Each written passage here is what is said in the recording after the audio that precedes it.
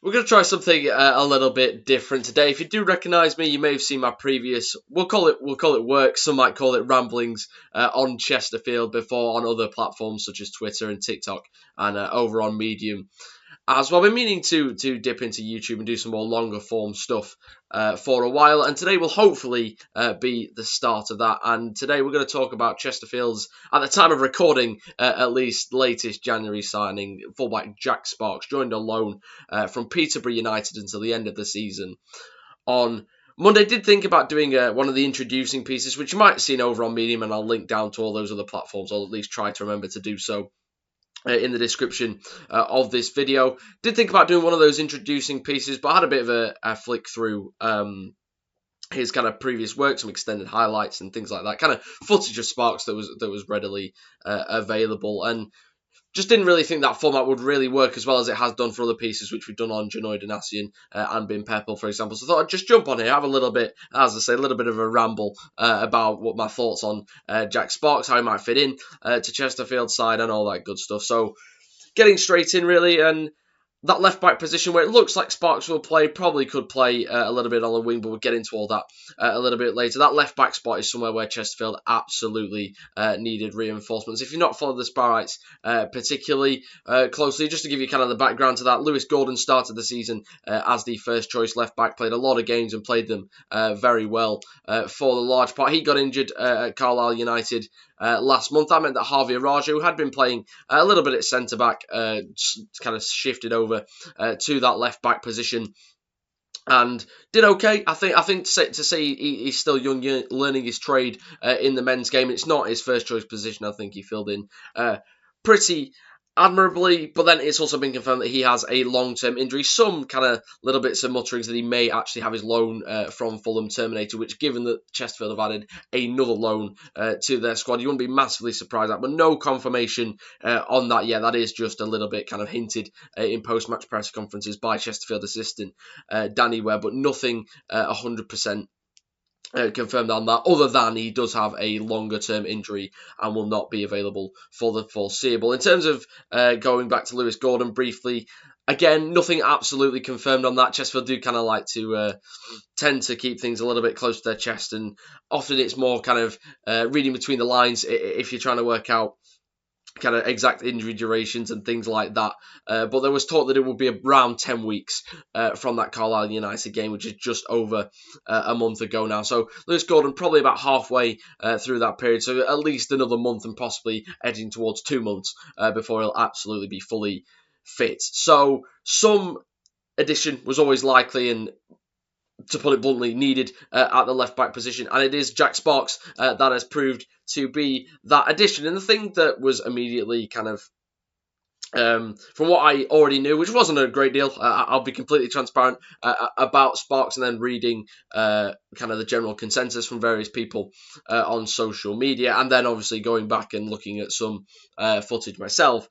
The thing that makes this a little bit interesting is that Sparks is definitely a more attacking option than both Arajo and Gordon. Arajo, obviously, especially since he is kind of a more natural centre-back, but even Gordon, a lot of the times, while he could definitely get forward and support attacks, would definitely be that little bit more reserved, particularly at the start of the season. He would kind of drop in and almost form a back three in possession with whoever the two centre-backs might be. Now, that's not to say that Sparks couldn't take on those responsibilities. Again, we've got a tactics board, as I'm sure you've noticed, kind of lurking in the background whilst I've just been setting this up. We'll play around with that a little bit and shoot a few potential ideas off in a minute. But that's not to say that Sparks absolutely couldn't take on those responsibilities, but he is definitely more attack-minded, and it is those technical, kind of more creative elements of his game that you would imagine he's been bought in for. I mean, the thing that stood out immediately when looking through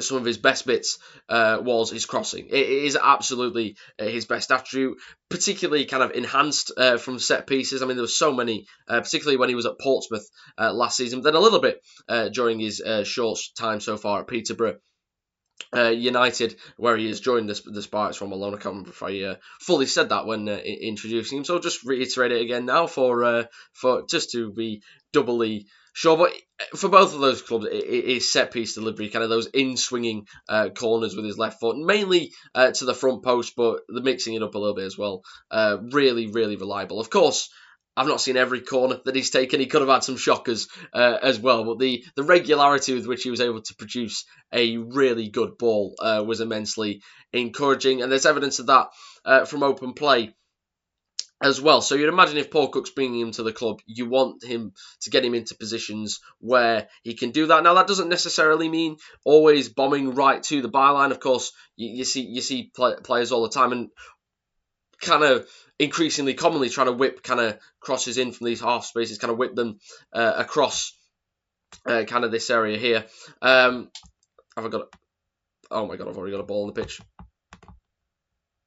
There we go. Can I whipping crosses in from kind of this position just because of more favourable angles? I mean, one player that immediately springs to mind when thinking about that is kind of Lamine Yamal at the Euros for Spain last summer. Of course, he's kind of taking them with his wrong foot, if you like, so maybe that alters the equation a little bit. But the point still stands that you would imagine that if Sparks is being brought in, he may have to play that more sacrificial role. Obviously, you can see the setup from Chesterfield's last game away at Grimsby Town, a 1-1 draw, but just with Sparks kind of inserted in there for Brandon Horton, who's taken over that left-back spot in the absences of both Gordon and Arajo, and done very well, commendably well, I think it has to be said, particularly given that he wasn't even in Chesterfield's initial squad, the initial squad list, rather, when it was announced back at the end of the summer window, was since added due to the amount of injuries, and as I say, has done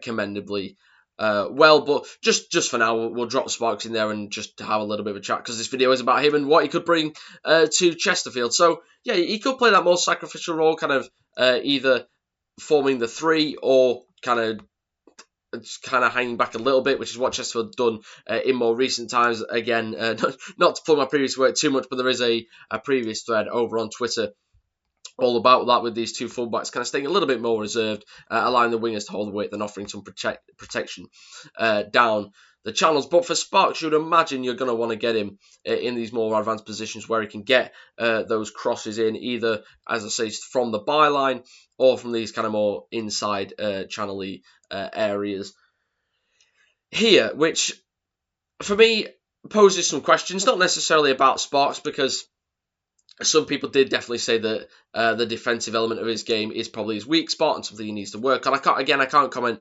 massively on that. There were a few goals conceded where, yes, his positioning wasn't great, but I think I mentioned this again. I feel like I'm just plugging all my previous work. Do go check it out. There is lots of stuff in there down in the description, should I remember to put it there, of course. But yeah, there were a few goals conceded, but as I said when I was doing my Janoi Donatian piece, using extended highlights, which is ultimately without access to kind of wider kind of scouting databases and etc., which can be often difficult to access as just a layman like myself.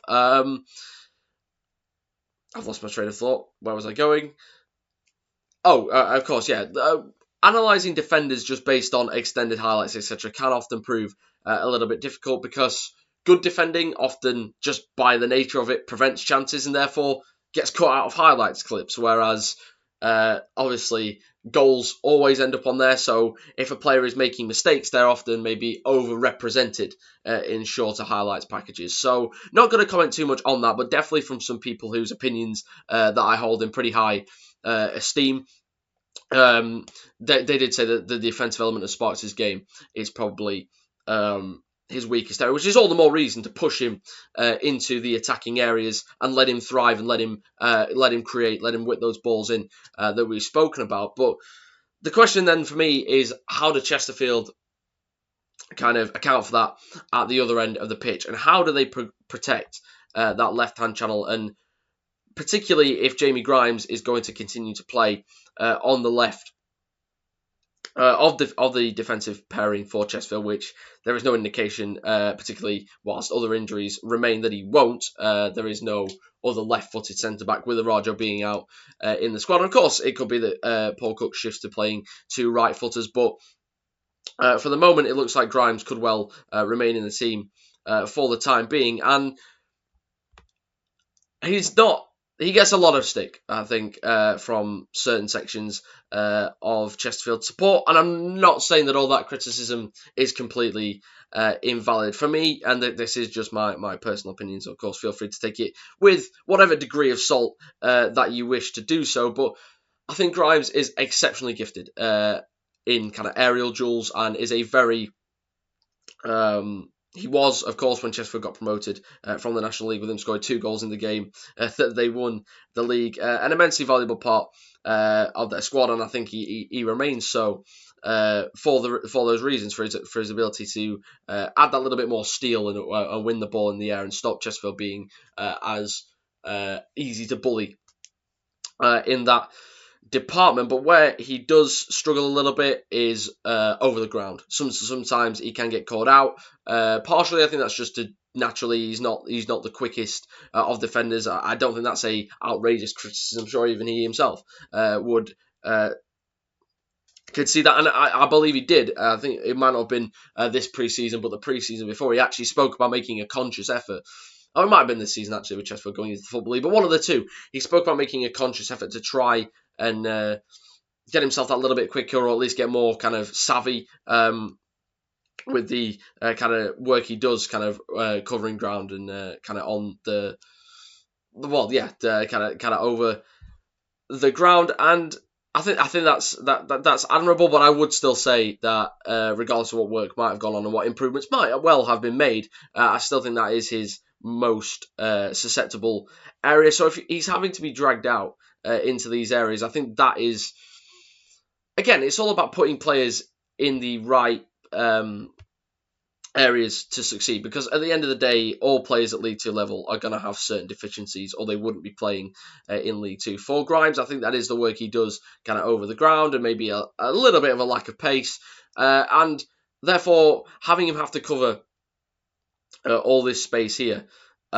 feels not the ideal scenario. So the big question for me is, what are Chesterfield going to do in that regard? Well, I suppose there's several options. I mean, Janoy Donasian hasn't played for kind of 18 months or whatever it is. There was talk, Paul Cook alluding to a kind of friendly being arranged this season to get a lot of the players that are recovering from fitness in Chesterfield's squad some minutes. Donasian, you would imagine, will be a part of that cohort. So he's played a left back before, so there is the possibility that you could play him maybe on the left side of defence and have him cover that area, because the one thing that Ipswich, and again when kind of doing a little bit of research for the piece I did on Donasian, the one thing that was clear was his ability to get up and down.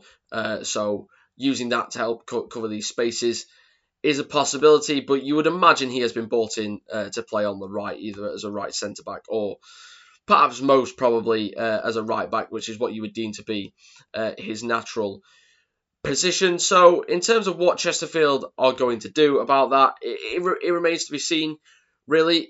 Another scenario to potentially float is them using Sparks, if not as an out-and-out winger, having him as a left back and then pushing onto the flank. But then does that cause you a little bit of an issue? Are him and Ryan Colclough kind of stepping on each other's toes a little bit? Maybe you shift over these two over here, maybe Dobber on the right or Mandeville on the right, and then you allow Sparks to make some underlapping runs to get him into those areas to whip crosses in. And then obviously that would probably drop Hobson out of the team, and then you would have maybe another one of the defensive midfielders filling in there, kind of Tim Akinol, whatever. I'm just going to put it there for now, just to get 11 players on the pitch. So yeah, I think that's my big question for Chesterfield, is with bringing in a different kind of profile to play at left back than they previously had, how does that alter what they do? Now, there has been a little bit of evidence for that, because Brandon Horton, I think, again, is a player that you would say is stronger offensively than he is defensively. Used American terms there. Sorry, I watch a lot of American football. It happens sometimes. Please, the English football purists, don't scream too much.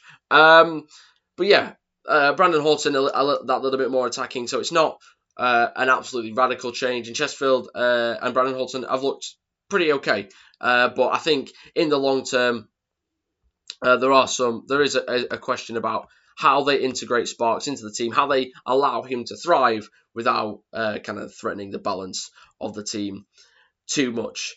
Hopefully that's not been too rambly. I like I say, not a great deal about what to expect from Sparks, just because the footage that was out there didn't indicate too much. But hopefully I've relayed what I believe that I was able to deduce from that, and thrown in a few different possibilities, some things to be excited about, some things to maybe, if not worry about per se, but just to consider for Chesterfield, particularly in terms of how they balance the team. But at the end of the day, Sparks played for Portsmouth quite a lot last season when they were crowned League One champions, and played quite a bit for Peterborough in League One as well. And I think with some of the creative elements he offers, it's a very interesting signing for the Sparks. But yeah, very interested to see how they make the dynamic work, how he fits in, and we should learn a little bit more when you would imagine, will make his debut in some capacity at least at home against Port Vale on Saturday. Yeah, I think that's all from me. Any support on this, obviously, YouTube, a bit of a new venture, so any support would be massively appreciated. Support, feedback, whatever. Go check out all the stuff that I will hopefully remember to put in the description, and I'll see you all very, very soon. Cheers.